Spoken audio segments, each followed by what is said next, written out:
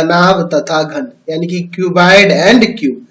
चलिए अगर मैं घनाभ की बात करूं तो मैंने आपको क्लास 8 में बताया हुआ है, या जो देख रहे हैं आकृति जो मैं अभी बना रहा हूं, यह आपका घनाभ होगा, यह आपकी घनाभ हो जाएगी। ठीक है, तो घनाभ में जब हम लोग पढ़ रहे थे क्लास 8 में, तो वहां देखे थे कि इसमें जो फेस कहलाते हैं, यानी कहने का मतलब इसके फलक जो कहलाते हैं, फलक, इसके फेसेस जो होते हैं, इसमें 6 फेसेस होते हैं। देखिए, एक ऊपर हो गया, एक नीचे हो गया, एक दाहिने, एक बाएं, और एक पीछे और एक आगे। तो फलक यानी कि इसके फेसेस कितने होते हैं? 6 होते हैं। अगर हम किनारे की बात करें, इसका किनारा यानी कि एड्स की बात करें, तो इसमें किनारा जो होता है ना, किनारा आपका 12 होता है। 1 2 3 4 5 6 7 8 9 10 11 12, टोटल किनारा कितना होता है? 12। अगर मैं इसके शीर्ष की बात करूं, वर्टेक्स की बात करूं, तो इसमें शीर्ष 8 होते हैं। देख लीजिए, 1 2 3 4 5 6 7 8। उसी तरह से अगर मैं घन की बात करूं, तो घन के अंदर भी आपके फलक 6 होते हैं, किनारे आपके 12 होते हैं, किनारा आपके 12 होते हैं, और शीर्ष जो होते हैं आपके 8 होते हैं, सेम टू सेम। बस इसमें ध्यान रखना होता है दोनों में फर्क क्या है, थोड़ा सा हम लोग यहां समझ लेते हैं। इसकी जो प्रत्येक फेस होंगे, यानी कि प्रत्येक जो इसके फलक होंगे, आपके घन के अंदर जो प्रत्येक फलक होंगे वो वर्गाकार दिखेंगे। प्रत्येक फलक कैसे होते हैं? वर्गाकार। और यही आप घनाभ के अंदर देखोगे तो प्रत्येक फलक जो दिखेगा आयताकार दिखेगा, आयताकार दिखेगा। और ये जो घन और घनाभ है, ये आपकी त्रिविमीय आकृति कहलाती है। त्रिविमीय आकृति, त्रिविमीय आकृति कहलाती है, यानी कि 3D, यानी 3 डायमेंशनल, शॉर्ट में 3D कहा जाता है। त्रिविमीय आकृति में क्या होता है? उसकी लंबाई, चौड़ाई और ऊंचाई तीनों चीजें होती हैं। ठीक है, इसकी लंबाई, चौड़ाई और ऊंचाई तीनों चीजें होती है। त्रिविमीय आकृति की लंबाई, चौड़ाई, ऊंचाई तीनों की तीनों होती हैं। और बात करें द्विविमीय आकृति की, तो द्विविमीय आकृति किसी सतह पर बनती है। जैसे मैं एक वर्ग की बात करूं, तो वह वर्ग जो है यह द्विविमीय आकृति है ना, इसमें सिर्फ लंबाई और चौड़ाई होगा, है ना। 2 डायमेंशनल आकृति है, सिर्फ लंबाई और चौड़ाई है।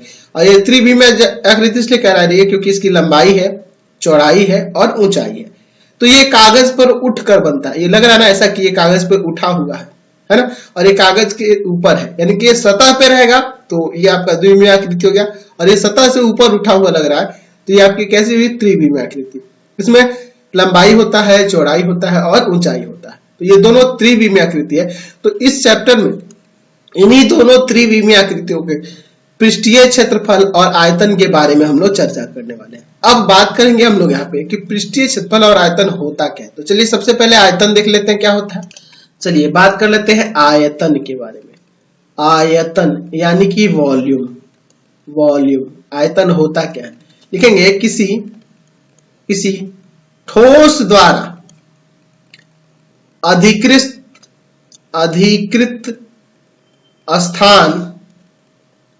स्थान ठोस का आयतन कहलाता है। ठोस का आयतन कहलाता है, आयतन कहलाता है। जैसे अगर मैं बात करूं घनाभ की, तो घनाभ कितना जगह छेक रहा है, घनाभ कितना जगह छेक रहा है स्पेस में, है ना, वही स्थान जो होगा उसका आयतन कहलाएगा। अधिकृत स्थान यानी वो कितना स्थान छेक रहा है, वही आपका क्या कहलाता है? आयतन कहलाता है। समझ गए? कोई दिक्कत नहीं है इसमें। अब बात करते हैं इसके पृष्ठीय क्षेत्रफल के बारे में।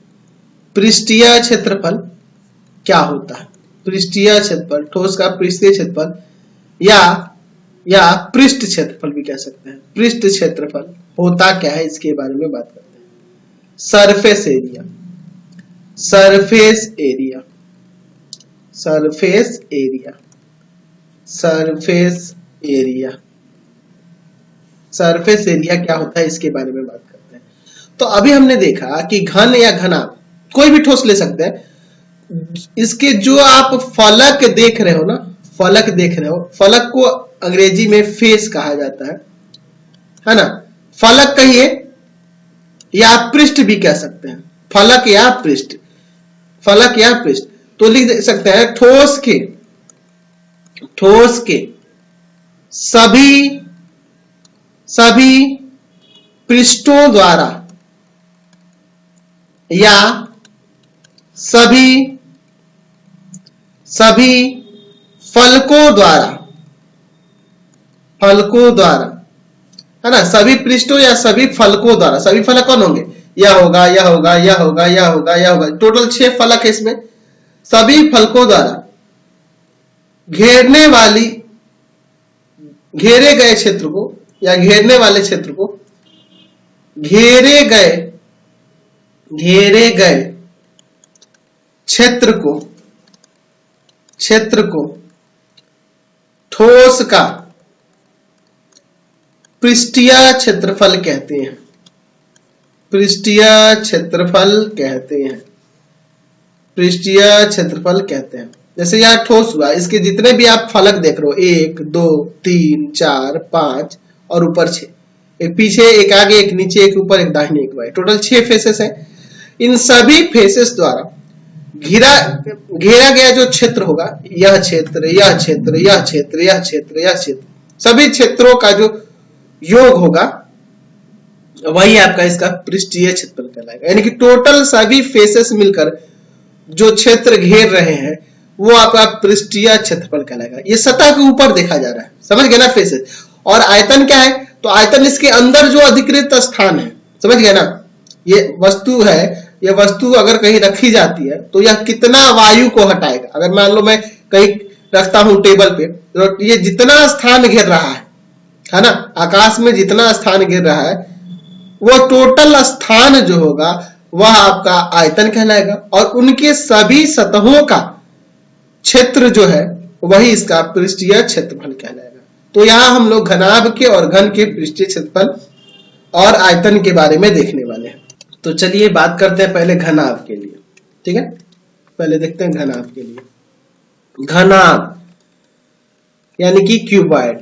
हम लोग अपने दैनिक जीवन में इस्तेमाल होने वाले बहुत से ऐसे घनाभाकार वस्तुओं को देखते हैं। जैसे माचिस का डब्बा आपका घनाभाकार होता है, ठीक है। ऐसे बहुत सारे बॉक्सेस आते हैं जो घनाभाकार रूप में आपको मिलते हैं।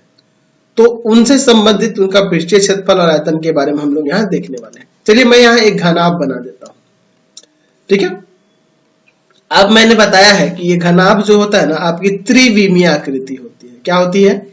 त्रिविमीय आकृति होती है।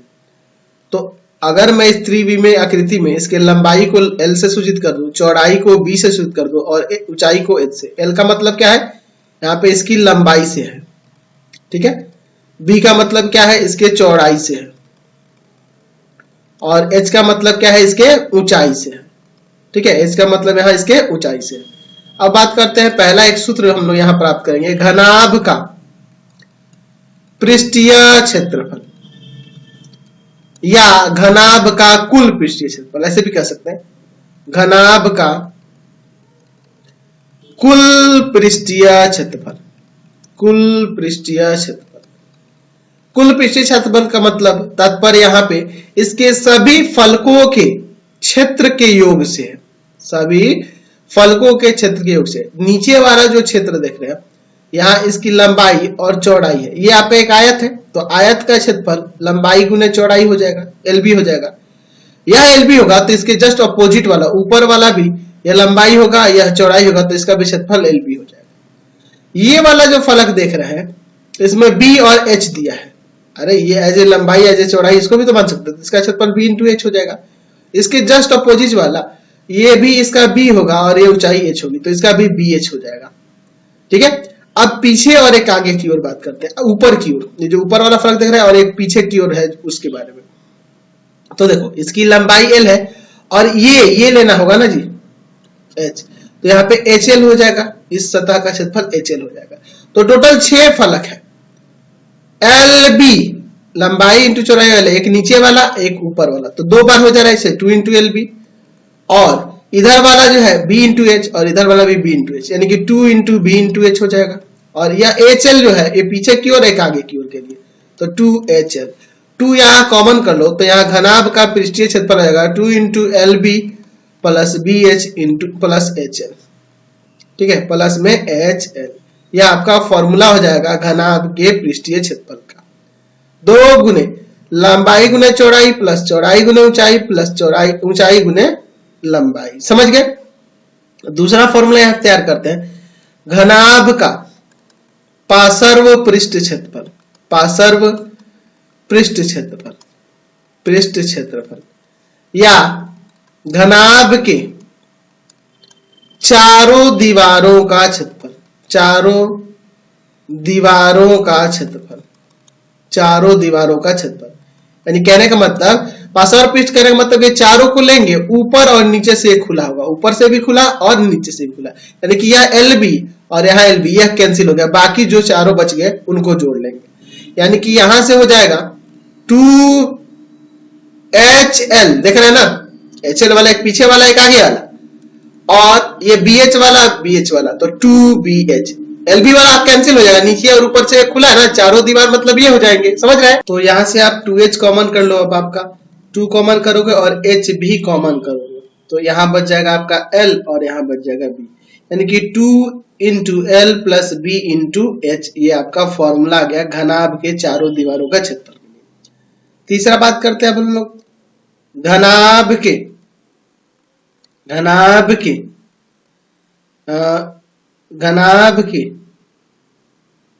एक फलक को छोड़कर अन्य सभी, है ना, या एक फलक के जगह पे मैं ऊपरी फलक लिख देता हूं, ऊपरी फलक को छोड़कर अन्य सभी फलकों का क्षेत्रफल, या हम लोग ऐसे कह सकते हैं, घनाभ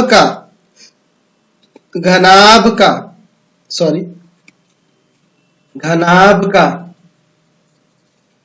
कुल पृष्ठीय क्षेत्रफल यदि घनाभ ऊपर या नीचे से खुला हो, समझ रहे ना, यानी कि नीचे वाला सिरा ना हो, नीचे वाला फलक ना हो, या ऊपर वाला कोई एक ना हो, या कह सकते हैं बिना ढक्कन वाले संदूक का, घनाभाकार संदूक का कुल पृष्ठीय क्षेत्रफल, बिना ढक्कन वाले घनाभाकार संदूक का कुल पृष्ठीय क्षेत्रफल, यानी कि एक ऐसा संदूक है, घनाभाकार संदूक है जो ऊपर से खुला है या नीचे से खुला, कह सकते हैं कोई भी एक, यानी कहने का मतलब घनाभ का कुल पृष्ठीय क्षेत्रफल जब वह ऊपर या नीचे कहीं से भी एक तरफ से खुला, ठीक है।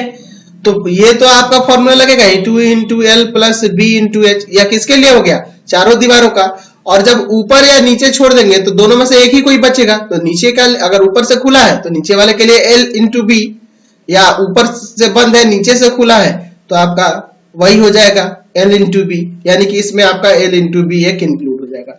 तो घनाभ का कुल पृष्ठीय क्षेत्रफल जब वह ऊपर या नीचे किसी एक तरफ से खुला हो तो ये हो जाएगा।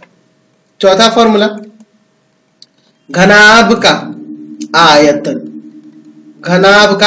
तो आयतन के लिए लंबाई गुने चौड़ाई और गुने में ऊंचाई, घनाभ के लिए लंबाई गुने चौड़ाई गुने ऊंचाई। एक्चुअल में आयतन की बात करें ना, तो किसी, अगर मान लीजिए यह समान रूप से आधार जो है इसका, देखिए आधार जो है ये हर एक जगह पे, अगर इस आधार के समांतर कोई भी तल लेंगे तो हर एक जगह से समान रूप से होगा, लंबाई और चौड़ाई समान रूप से होगा इसका।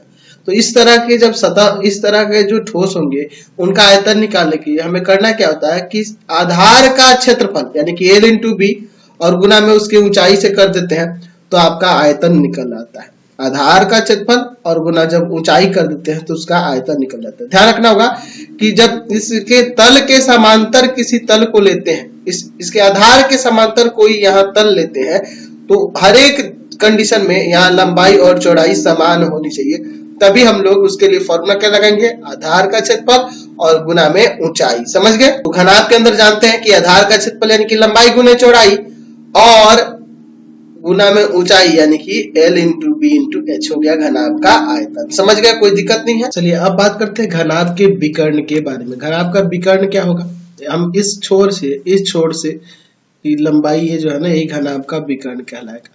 ठीक है, यहाँ पे आपके क्वेश्चन में ये भी दे सकता है कि सबसे बड़े, एक कमरे में रख के सबसे बड़े छर की लंबाई, यानी कि वहां पे हमें विकर्ण ही निकालना होता है। ठीक है, चलिए इसको हम लोग कैसे कैलकुलेट करेंगे। सबसे पहले हमें ये निकालना होगा, यह इस नीचे आयताकार सतह का विकर्ण हो जाएगा। नीचे वाला जो सतह दिख रहा है ये कुछ इस प्रकार से होगा। तो मैं पहले ना इसका विकर्ण निकालूंगा, ठीक है। ये आयताकार जो सतह नीचे दिख रहा है उसका विकर्ण ये निकालूंगा। अगर इसका नाम मैं ए बी सी और यहाँ पे डी देता हूं तो पहले मैं ए सी निकालूंगा। ये समकोण है, यहाँ समकोण होगा तो ए सी बराबर में रूट अंडर क्या हो जाएगा आपका L square plus B square, यानी ए बी का स्क्वायर प्लस बी सी का स्क्वायर। अब आती है एडी निकालने की। तो एडी निकालने के लिए रूट अंडर ए सी का स्क्वायर और प्लस में सी डी का स्क्वायर हो जाएगा, क्योंकि यहाँ पे भी समकोण होगा। समझ रहे ना बात को, यानी कि एडी यहाँ क्या है, घनाभ का विकर्ण है, घनाभ का विकर्ण है, घनाभ का विकर्ण है, घनाभ का विकर्ण, ठीक है। रूट अंडर ए सी का मान यही ना है जी, तो हो जाएगा root under L square plus B square का स्क्वायर और सी डी आपका है एच, तो एच स्क्वायर हो जाएगा। स्क्वायर से रूट हट गया तो यहाँ से घनाभ के विकर्ण का फॉर्मूला गया root under L square plus B square plus H square. ये फॉर्मूला अप्लाई करेंगे। ये तो रहा घनाभ के लिए। अब चलते हैं हम लोग घन की तरफ। चलिए अब किसी घन की बात करते हैं। घन यानी कि क्यूब, इसके बारे में मैंने आपको पहले ही बता दिया था चैप्टर के इंट्रोडक्शन में ही, शुरू में ही। चलिए ये देखिए, ये मैं यहाँ पे घन ले लेता हूँ और हमें पता है कि घन के प्रत्येक किनारा जो होता है ना उसकी लंबाई समान होती है, क्योंकि इसका प्रत्येक फलक वर्गाकार रूप में होता है और वर्गाकार होगा तो प्रत्येक किनारा इसका बराबर बराबर हो जाएगा। ये प्रत्येक किनारा इसके क्या होंगे, इक्वल हो जाएंगे, ठीक है। समझ गए। अच्छा, अगर मैं प्रत्येक की बात करूं, प्रत्येक फलक की बात करूं तो इसका क्षेत्रफल भुजा स्क्वायर हो जाएगा, ये भी भुजा स्क्वायर हो जाएगा। हर एक फलक जो होगा इसका क्षेत्रफल जो होगा भुजा स्क्वायर होगा, क्योंकि इनकी भुजाएं बराबर है। तो वर्ग का क्षेत्रफल आपको पता ही है, प्रत्येक फलक जो है वर्गाकार होगा तो वर्ग का क्षेत्रफल भुजा का स्क्वायर होता है ना जी। चलिए तो पहले फॉर्मूला निकालते हैं घन का कुल पृष्ठीय क्षेत्रफल, कुल पृष्ठीय क्षेत्रफल, कुल पृष्ठीय क्षेत्रफल, पृष्ठीय क्षेत्रफल, कुल पृष्ठीय क्षेत्रफल। तो 6 पृष्ठ होते हैं तो 6 गुना भुजा का स्क्वायर हो जाएगा। समझ गए ना। चलिए तो अगला देखते हैं घन का पार्श्व पृष्ठ क्षेत्रफल, पार्श्व पृष्ठ क्षेत्रफल, पार्श्व पृष्ठ क्षेत्रफल क्या हो जाएगा 4 गुना भुजा का स्क्वायर, क्योंकि निचले और ऊपरी सिरे का छोड़ देना है तो 4 गुना भुजा का स्क्वायर। चलिए 3 नंबर घन का पृष्ठीय क्षेत्रफल, पृष्ठीय क्षेत्रफल